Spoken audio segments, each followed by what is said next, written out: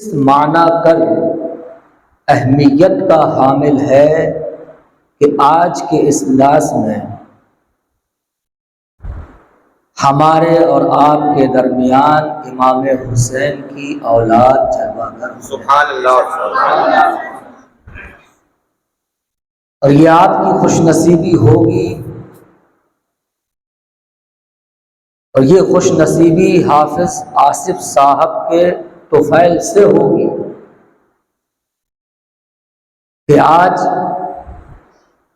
جن کا میلاد ہم اور آپ منا رہے ہیں انہی کی اولاد کے مقدس چہرے کی زیارت کا شرف حاصل ہے۔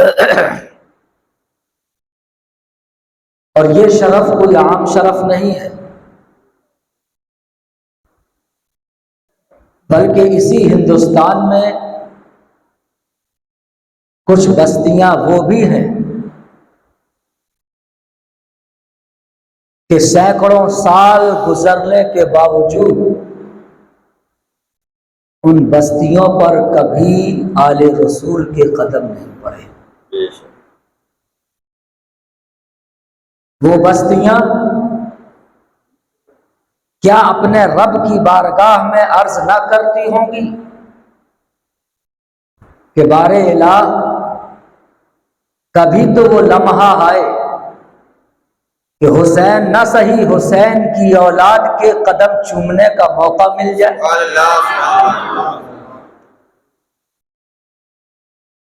وہ بستیاں، ان کی سرزمینیں، وہاں کے باشندے کبھی تو دعا کرتے ہوں گے، لیکن یہ ہماری اور آپ کی خوش نصیبی ہے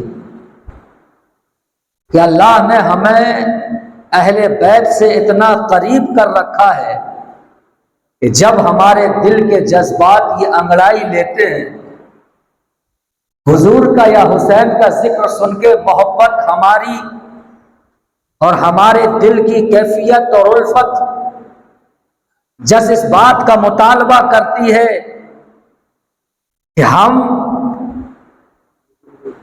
حسین کی آل کے چہرے کی زیارت کر لیں، تو ہمیں بہت مشقت نہیں کرنا پڑتی ہے، قبول شریف جاتے ہیں اور اہل بیت کی زیارت کر کے چلتے ہیں۔ تو آج یہ آپ کی خوش نصیبی ہے کہ یہاں آپ تشریف لائے، اور آپ کو موقع ملے گا اور آپ دیکھیں گے کہ امام حسین کی اولاد کو بتانے کی ضرورت نہیں پڑتی۔ جس طرح مشک کے بارے میں کہا گیا ہے کہ مشک وہ ہوتا ہے جو عطار کی تعریف کا محتاج نہیں ہوتا کہ عطر بیچنے والا کہے کہ صاحب یہ مشک ہے مشک، اگر آپ بتا کر بولیں کہ یہ مشک ہے تو پھر وہ مشک کیسا، جس مشک کو بتانا پڑے کہ یہ مشک ہے، ارے مشک تو وہی ہوتا ہے، عطار نہ کہے، اس کی خوشبو خود بتا دے کہ ہم مشک ہیں۔ اسی طرح اہل بیت کا بتانا نہیں پڑتا، ان کا چہرہ ہی بتا دیتا ہے کہ ہم حسین کی اولاد ہیں۔ بتانا نہیں پڑتا ہے کہ ہم حسین کی اولاد ہیں، آپ صرف چہرہ دیکھیے، آپ کا دل گواہی دے گا کہ یہ ہم میں سے نہیں ہے، یہ کوئی اور ہے، کسی اور گھرانے سے ان کا تعلق ہے، آپ کو یہ محسوس ہوگا۔ اور میں ایک بات اور عرض کروں اس سے پہلے، آئیے مل کر درود پاک کا ہدیہ پیش کر لیں، پڑھیں اللہم صلی علی سیدنا و شفیعنا و مولانا محمد و بارک وسلم علیہ صلاۃ و سلام علیک یا رسول اللہ۔ میں بلا تمہید اپنی گفتگو کا آغاز کرنے جا رہا ہوں، اور آپ سے میں گزارش ہمارے حافظ صاحب قبلہ نے بھی کی ہے، حافظ آصف صاحب،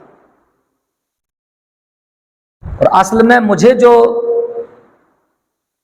اپنے تجربے کی روشنی میں ایک چیز محسوس ہو رہی ہے کہ جلسے کا جو رخ ہو گیا ہے وہ رخ شاید اس طرح نہیں ہونا چاہیے تھا.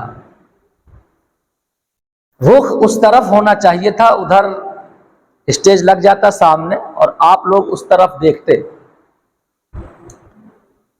اس سے یہ ہوتا ہے کہ وہاں سے جو آ رہے ہیں اس پر آپ کی نظر بار بار نہ جاتی اور آپ بار بار نہ دیکھتے. اب اتفاق ہے کہ ادھر کو آپ کا رخ ہے اور دائیں طرف آپ کا گیٹ ہے. جیسے ہی کوئی داخل ہوا آپ کو اپنی کنکھیوں سے اشارہ ہو گیا کہ شاید اس طرف کوئی آ رہا. تو دل نہیں مانتا ہے، دیکھ ہی لیتے ہیں کہ کون صاحب تشریف لا رہے ہیں. اور سب نے یوں دیکھا اور جو بولنے والا ہے اس کی ساری محنت چلی. وہ چاہتا ہے کہ ایک ایک لمحہ آپ کا اس طرح متوجہ رہے. اگر آپ تھوڑی بہت توجہ اس طرح ادھر ادھر کرتے ہیں تو پھر جو ایک ماحول بننے کی کوشش کی جاتی ہے وہ ماحول کہیں نہ کہیں بد نظمی کا شکار ہو جاتا ہے. بہرحال آئندہ سے میں گزارش کروں گا حضرت سے کہ اب اس جلسے کا رخ اس طرف ہو، قبلہ کی طرف. ہاں ادھر لگ جاتا ہے، ادھر کوئی لوگ بیٹھ جاتا. تو میری آپ سے گزارش ہے کہ یہ گیٹ ابھی مت دیکھیے، جو آنا ہو اس کو آنا ہو آنے دیجیے اور جس کو جانا ہو اپنے درمیان میں سے اس کو جانے دیجیے. یہ آپ ہی کی بستی کے ہیں، کوئی نئے لوگ یہاں نہیں آ رہے ہیں. کیا جنات تشریف لا رہے ہوں تو کہا دیکھو یہ جنات ہیں، جناتوں کی دنیا سے ہیں. ایک جوالا بند کر دے، ایک والا بند کر دو، وہ دروازے بند کر دو. توجہ آپ اپنی اس طرف رکھیے. نعرہ لگا دیجیے، زوردار نعرہ لگا دیجیے پبلک سے.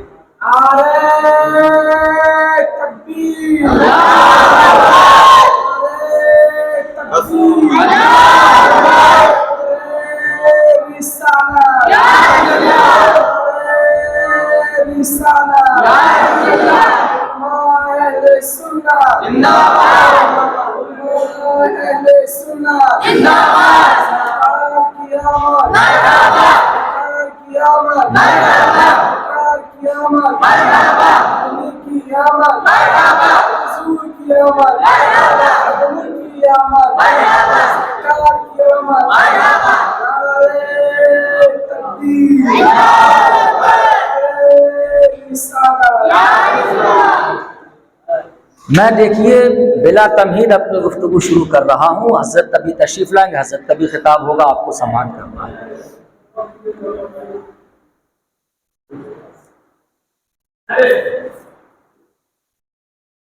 آپ اس اجلاس میں آپ تشریف لائے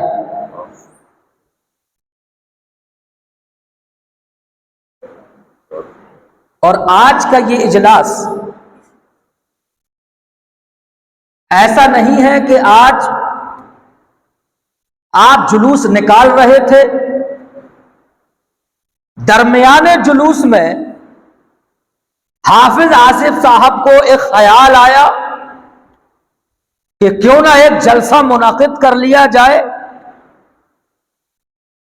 لہذا انہوں نے فون گھمایا، عابد صاحب آپ کو بھی آنا ہے. حضور کی بارگاہ میں گزارش کر دی ہو کہ حضور آپ بھی تشریف لے آئیے گا. ایسا نہیں ہے کہ یہ جلسہ اچانک وجود میں آیا ہو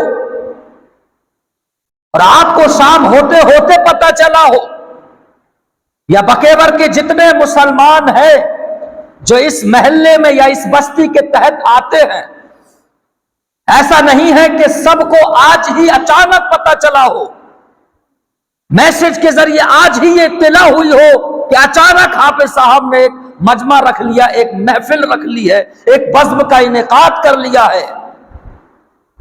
ایسا نہیں ہوگا. اس جلسے کی تاریخ بہت پہلے ہو چکی تھی، محرم کے قریب یہ تاریخ ہو چکی تھی. اٹاوا سے واپسی ہو رہی تھی، حافظ صاحب قریب تھے، حضرت بھی ساتھ میں تھے، یہ خادم تھا. وہیں حضرت نے اٹاوا سے واپسی میں محرم کی 7 تاریخ کو یہ جلسے کا تاریخ متعین کر دی گئی تھی. اچانک یہ جلسہ نہیں ہوا. حافظ صاحب نے 1 مہینے پہلے اس کی تاریخ لے لی، اور جب سے یہ تاریخ لی ہوگی حافظ صاحب نے سب کو اطلاع دینا بھی شروع کر دیا ہوگا، سنو سنو فلاں تاریخ میں 12ویں شریف کے دن ایک جلسہ عید میلاد النبی کا انعقاد ہونے جا رہا ہے، جس میں پھپھور شریف سے سادات تشریف لائیں گے۔ حافظ صاحب نے جتنے جمعے پڑے ہوں گے، ہو سکتا ہے اکثر جمعوں میں یہ اعلان کر دیا ہو، یا اس جمعے سے پہلے جو جمعہ ہو اس میں اعلان کر دیا ہو کہ یاد رکھیے گا اس تاریخ کو آنا سب کو ہے۔ اور حافظ صاحب کے جو چاہنے والے، جو قریب رہنے والے ہوں گے، ان نوجوانوں نے بھی آپس میں سوشل میڈیا کے ذریعے ایک دوسرے کو اطلاع ضرور پہنچائی ہوگی، اسٹیٹس بھی لگائے ہوں گے، آج کے دن کا جلسہ ہے۔ بوڑھوں نے، بزرگوں نے چائے کی دکانوں پر یا دیگر مقامات پر بیٹھ کر یہ اطلاع دی ضرور ہوگی کہ جلسہ ہونا ہے، فلاں تاریخ میں ہونا ہے۔ اب ذرا دیکھیے توجہ میں جس نقطے پر آپ کی متوجہ کرانا چاہتا ہوں، اطلاع ہے، اور اطلاع بکیبر کے اکثر مسلمانوں کو ہوگی، نوجوانوں کو ہوگی، بزرگوں کو ہوگی، سب کو ہوگی، لیکن اطلاع سب کو ہے، لیکن آنے والوں میں سب نہیں آئے ہیں۔ آنے والوں میں اتنی نہیں کہ اتنی ہی تعداد بکیور کے مسلمانوں کی نہیں ہے، تعداد اس سے زیادہ ہے۔ اطلاع سب کو ہوئی ہے، لیکن آنے والوں میں کچھ آئے کچھ نہیں آئے۔ یہ آخر ماجرا ہے کیا؟ یہ فلسفہ ہے کیا؟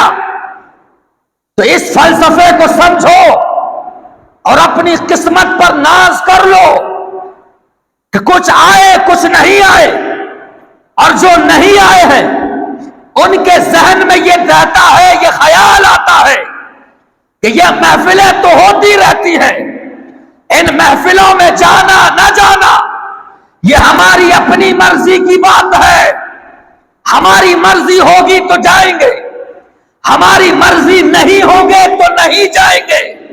لیکن ایسے تمام لوگوں سے جا کر صبح یہ پیغام پہنچا دینا کہ سنو، یہ مصطفیٰ کی محفل ہے، یہاں آنا نہ آنا یہ ہماری مرضی پر نہیں ہوتا، جسے مصطفیٰ کا کرم بلا لیتا ہے وہی ان محفلوں میں آنا۔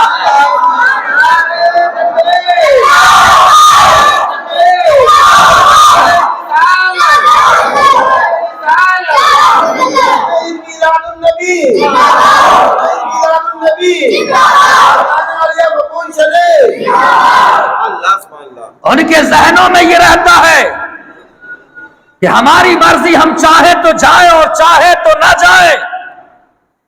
یہ اللہ کے پیغمبر کی محفل ہے، یہاں مرضیاں نہیں چلتی، یہاں جانتے ہو کیا چلتا ہے؟ شاعر نے اس کا جواب دیا ہے، جیسے چاہا اپنا بنا لیا، جیسے چاہا در پہ بلا لیا، یہ بڑے کرم کے ہیں فیصلے، یہ بڑے نصیب کی بات ہے۔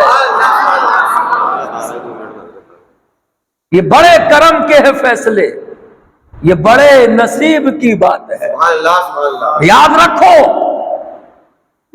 میں آپ کی توجہ چاہتا ہوں، میرا گھر پھوس کی جھوپڑی کا بھی بنا ہو اور لوہے کا بڑا گیٹ نہیں، لکڑیوں کا ٹکٹر بھی لگا ہو، تو میرے گاؤں کے پردھان اور ودھایک کی مجال نہیں ہے کہ میرے گھر میں بغیر میری اجازت کے داخل ہو جائے۔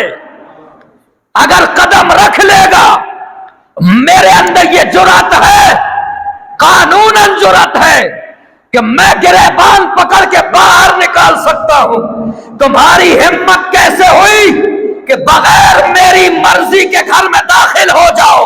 تو میری جھوپڑی میں بغیر اجازت کے کوئی نہیں آ سکتا، تو مصطفیٰ کی محفل میں حضور کی اجازت کے بغیر کوئی نہیں آ سکتا۔ جب رسول کی اجازت ہوتی ہے، حضور کا کرم ہوتا ہے، تب حضور اپنی محفل میں بلا لیتے ہیں۔ حضرت تشریف لا رہے ہیں، آپ حضرت کھڑے ہو جائیں۔ نعرہ تکبیر، نعرہ تکبیر۔